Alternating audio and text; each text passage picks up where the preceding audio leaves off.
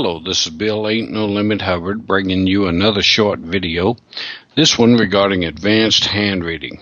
I have with me one of my top students, Dean, to help out with the analysis. Okay, let's get right to it.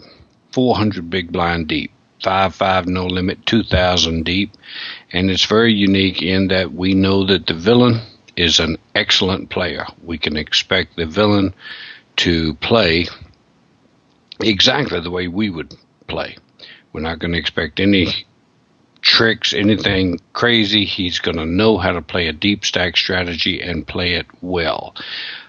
He can thin value bet very well. He can play very aggressively if he thinks he has the best hand, that is.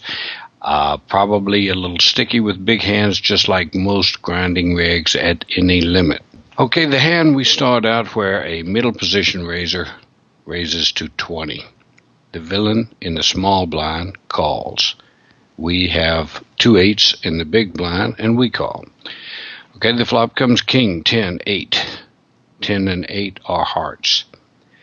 Now the small blind comes out and donks $50 into a $60 pot. The hero here makes it $145.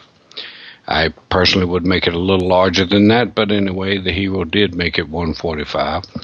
Middle position folds and small blind tank calls. Now the pot's $350. On the turn comes the ace of diamonds. The small blind now leads $255 into $350. And what should the hero do? Well, what the hero does is going to depend on what we think the villain has. What would you think the villain has, Dean? I would think that he definitely does not care what we have because we 3-bet him and then he still donks into us. So, we raised him and he still donks into us. So he's not doing it with 2 pair. So I would think that we were beat. No, that's sitting here looking at it. I would have a hard time folding the set of 8s, but Okay. Set of kings, set of 10s. Well, straight. Let's go down how I would run down how we figure out what a player like how he would play. He would play like I would play. And that's what I would expect him to do. If he was a weaker recreational player, God knows what he could have. But this player, here's the way I would run it down. What hand could he call a raise with pre-flop and then lead the flop and then call a raise by the hero? Well, he could certainly have king 10, 10, 8. I do not believe he could have 3 10s because he would certainly re-raise our raise on the flop. He would always do that. He would never flat the 3 10s in that spot simply because we're super deep and every card from a 7 through an ace will make a straight, not to mention all of the hearts. So 3 10s, I think he will come over the top of us always on the flop. I don't think he'll show up with ace king ever because he will 3-bet that pre-flop always. Could he have the ace queen, ace jack, hearts, jack 9 of hearts, any hand such as this? I doubt it, because being this deep, it would be an incredible mistake for him to lead back into us on the turn, subjecting himself to, say, $1,000 raise of ours. That would be just cruel. So a good player like himself, and I wouldn't do it either. I certainly would not lead on the turn with just 1 pair, opening myself up to get crushed, with such a big draw. So I don't think he will have those hands. Could he have queen jack? Well, now there's the one hand that I think he could have. Could he have the queen jack of hearts? Well, yes. But first of all, queen jack of hearts is going to be 25% of his queen jack suited hands.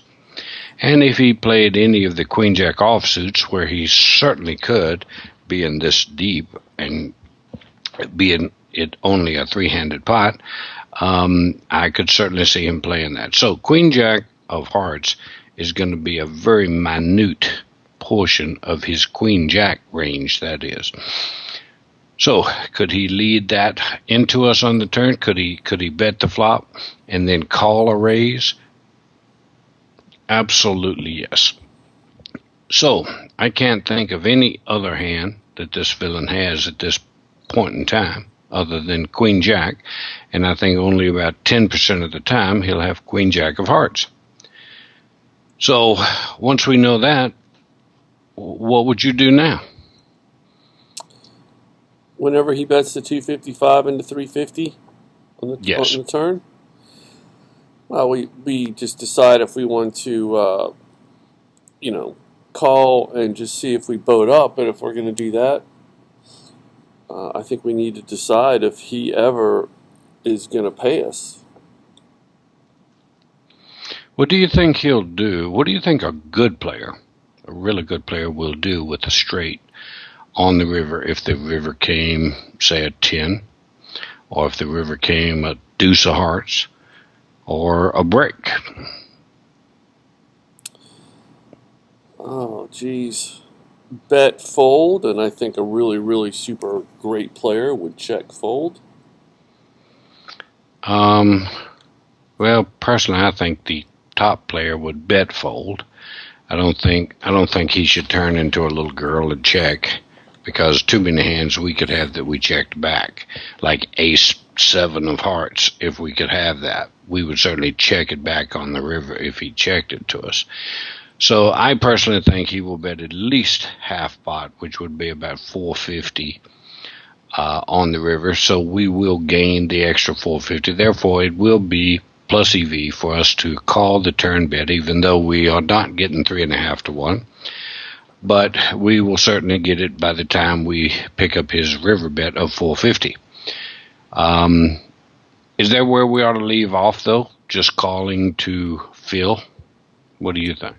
Well, we can use any board pairing card as a real out, or we could represent the hearts if we get a heart on the river, and just forget about him having queen jack of hearts.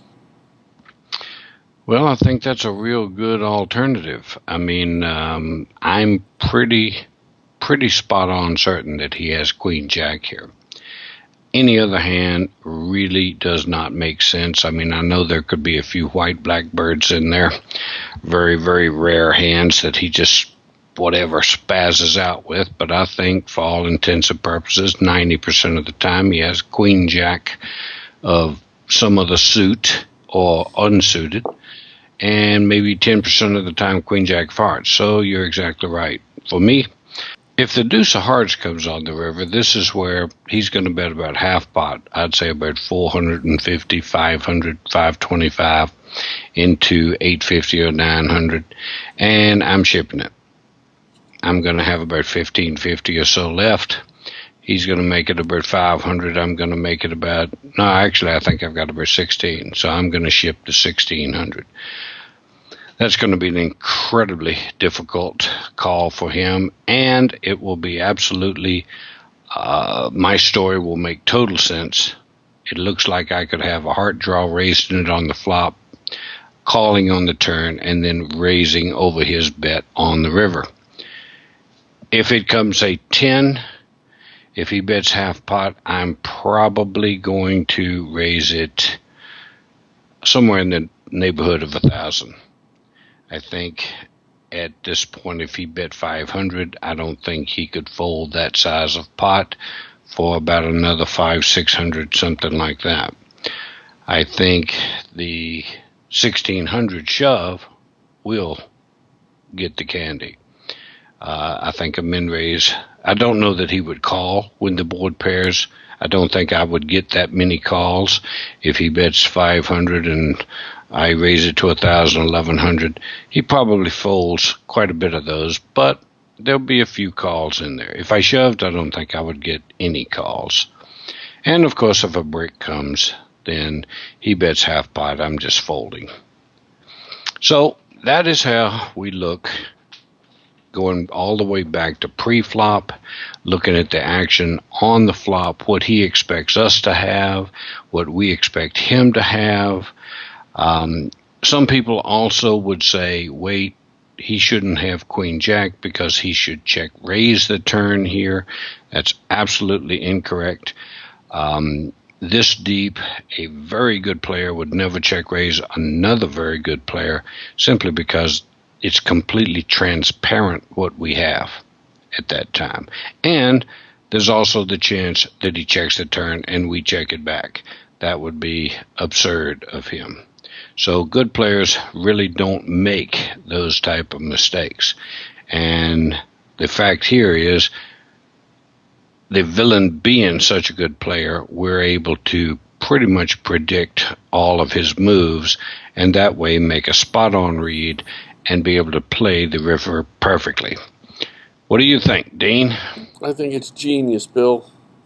I think it's a good hand. I really do. I think it's just a superb hand. We don't have villains that we can, predict that well. Usually it doesn't work out that way. But when we do, it's a wonderful thing. All right, this is Bill, Ain't No Limit Hubbard, and Dean saying, see you at the tables.